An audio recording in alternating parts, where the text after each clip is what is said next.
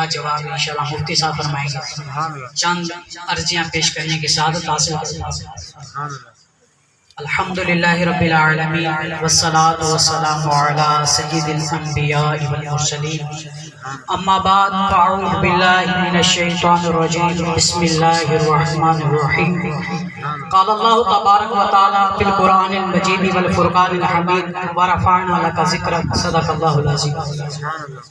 رب تعالیٰ اپنی لارائب کتاب قرآن مجید فرقان حمید میں فرماتا ہے وَرَفَعْنَا لَكَ ذِكْرَكَ. اے محبوب ہم نے آپ کے لیے آپ کا ذکر بلند کر دیا. سبحان اللہ. اب سب سے پہلے بات یہ دیکھی جاتی ہے جو بات کرنے والا ہے اس اعتبار سے اس کی گفتگو ہوتی ہے. اب ہم سے پہلے چند لوگ گفتگو کر گئے، اس کو دیکھا، آپ نے سنا، آپ کی توجہ کے ذکر کے مطابق ہوئی. میرے بعد مفتی صاحب بیان فرمائیں گے، جب ان کے الفاظ آئیں گے تو آپ بخوبی توجہ سے سنیں گے. سوچیں جو پہلے گزرے ان کی طرف آپ کی توجہ کم، جب مفتی صاحب فرمائیں گے تو ان کی طرف توجہ زیادہ. کیوں؟ کیونکہ جو ذکر کر رہا ہے، جو بیان کر رہا ہے، جو خطاب کر رہا ہے، جو واعظ کر رہا ہے، اس کے مقام کی بنا کی بات سے اس کے الفاظ کو توجہ دی جاتی ہے. اب اس موضوع کی طرف آتا ہوں کہ رب تعالیٰ یہاں فرما رہا ہے اے محبوب میں نے آپ کا ذکر بلند کیا. تو دیکھا جائے ذاکر کون اور ذکر کس کا؟ جب ذاکر کا مقام بلند ہوگا تو ذکر کرنا جس کا ہو گیا وہ بھی بلند ہوگا. اب میں آپ کے سامنے بخاری شریف کی ایک حدیث پڑھنے لگا ہوں. جبریل امین حضور علیہ السلام کی بارگاہ میں حاضر ہوئے، عرض گزار ہوئے، اور حضور علیہ السلام نے فرمایا وَرَفَعْنَا لَكَ ذِكْرَكَ کا معنی کیا ہے جبریل؟ حضور غیب جانتے ہوئے فرماتے ہیں اے جبریل تم بتاؤ. جبریل کہتا ہے کہ رب تعالیٰ فرماتا ہے اے محبوب جہاں جہاں میرا ذکر ہوگا وہاں وہاں تیرا ذکر ہوگا.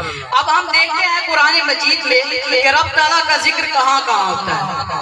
زمین پہ رب تعالیٰ کا ذکر ہوتا ہے، آسمانوں پہ رب تعالیٰ کا ذکر ہوتا ہے، چاند رب کا ذکر کرتا ہے، سورج رب کا ذکر کرتا ہے، ستارے رب کا ذکر کرتے ہیں، یہ درخت رب کا ذکر کرتے ہیں، یہ در و دیوار رب کا ذکر کرتے ہیں. تو ثابت ہوا یہ زمین، وہ آسمان، وہ چاند، وہ ستارے، یہ در و دیوار سب میرے حضور کا ذکر کرتے ہیں.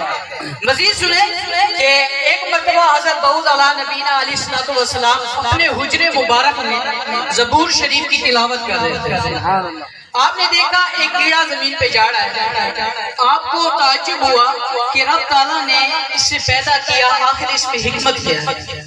رب تعالیٰ نے اسے قوت گواہی عطا فرمائی. وہ بول اٹھا اے اللہ کے نبی رب تعالیٰ نے مجھے اس لیے پیدا کیا کہ میں روزانہ صبح اللہ پاک کی بارگاہ میں 100 مرتبہ یہ تسبیح کرتا ہوں سبحان اللہ و بحمدہ سبحان اللہ العظیم. یہ میرے ذمہ لگایا گیا، گویا میں یہ ہر روز کرتا ہوں، اس کے علاوہ میرے ذمہ کچھ نہیں ہے. لیکن میں ہر شام کو حضور علیہ السلام کی بارگاہ میں درود پیش کرتا ہوں سبحان اللہ. یعنی رب تعالیٰ نے اپنے محبوب کا ذکر چرند پرند سے بھی کروایا. تو اس سے یہ ثابت ہوا کہ زمین میں جتنی بھی چیزیں ہیں رب تعالیٰ کا ذکر کرتی ہیں. آئیں اب اس کی چند مثالیں دیتا ہوں میں آپ کو، اس کے بعد اجازت چاہتا ہوں. ہم ہر روز دن میں 5 مرتبہ اذان سنتے ہیں. اللہ اکبر اللہ اکبر اشہد ان لا الہ الا اللہ اشہد ان محمد عبدہ ورسولہ اشہد ان محمد، یعنی کہ اذان میں ہم حضور علیہ السلام کی شہادت سنتے ہیں، رب تعالیٰ کی بڑائی سنتے ہیں. اسی طرح خطیب خطبے میں حضور کا ذکر کرتا ہے، اسی طرح ذاکرین اپنی ذکر میں حضور کا ذکر کرتے ہیں، اسی طرح خطیب اپنے خطبات میں حضور علیہ السلام کا ذکر بلند کرتے ہیں. کوئی شخص بھی جب تک لا الہ الا اللہ کہتا ہے اس وقت تک مومن نہیں ہوگا جب تک آگے یہ نہ کہے محمد رسول اللہ. گویا کہ ایمان کے لیے حضور علیہ السلام کا ذکر لازم ہے. جس طرح زمین کا ذکر ہوتا ہے اس طرح حضور علیہ السلام کا آسمانوں پر بھی ذکر ہوتا ہے.